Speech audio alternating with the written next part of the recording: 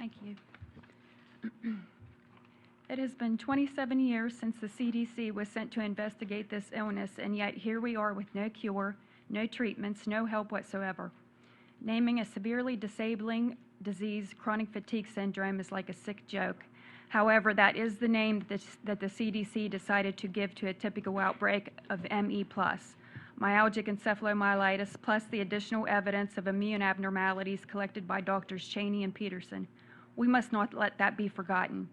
CFS is the name given to a disease entity of ME+. It is not and has never been a social construct, an illness devoid of evidence of severe pathology, or a description of tired people. Chronic fatigue syndrome does not and has never had anything to do with fatigue.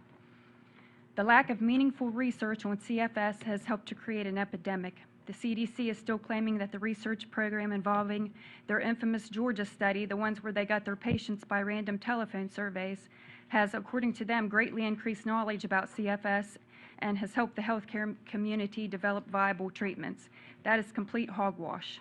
I suppose that is to be expected from an agency that has spent nearly 30 years trying to frame a severe neuroimmune disease as a psychological defect.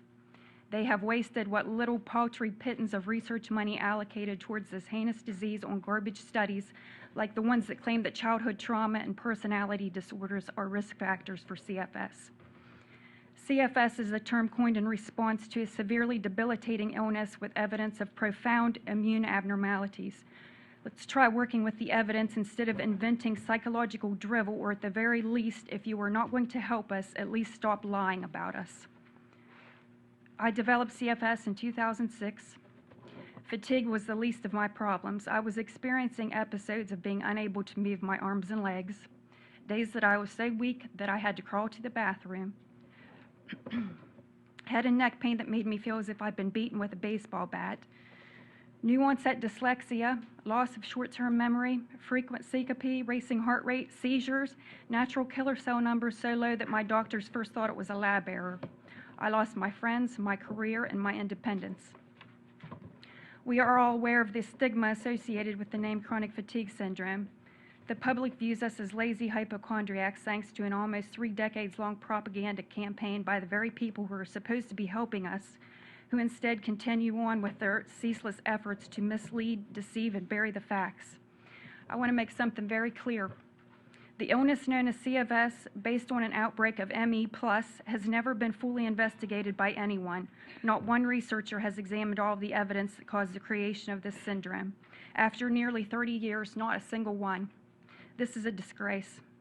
A disease that has brought brutal and relentless suffering to now millions of people, and yet we have evidence that has been around since the inception of this syndrome that has never been examined. The reason that I'm able to be here today is because I have been fortunate enough to be able to utilize therapeutic strategies based on evidence that has been ignored for over a quarter century.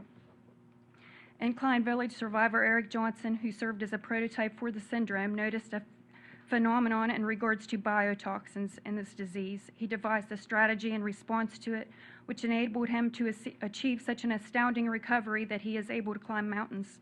Thanks to his work and persistence, there are now quite a few CFS patients who have used his techniques to achieve recovery. We are not cured. However, many of us who were severely disabled are now able to live near normal lives. It's time that researchers start looking at this.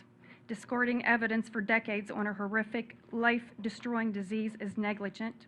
I want to know why no doctors and no researchers are telling patients about this. If it had not been for Mr. Johnson, I would either be dead or still rotting in my bed. So to him, I would like to say this with all of my heart and soul. Thank you for helping me. And to all of you CFS researchers who claim to be unaware of this evidence, I want to say this. You are aware now. What are you going to do about it?